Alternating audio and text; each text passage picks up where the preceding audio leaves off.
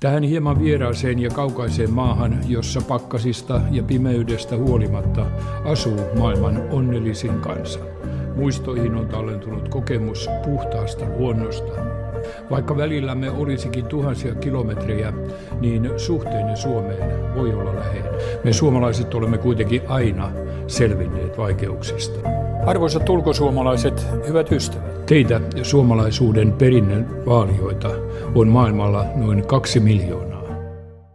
Tähän hieman vieraaseen ja kaukaiseen maahan, jossa pakkasista ja pimeydestä huolimatta asuu maailman onnellisin kansa.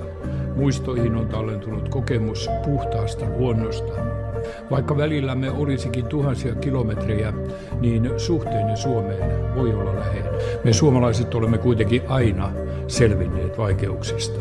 Arvoisat ulkosuomalaiset, hyvät ystävät. Teitä ja suomalaisuuden perinnön vaalijoita on maailmalla noin 2 miljoonaa.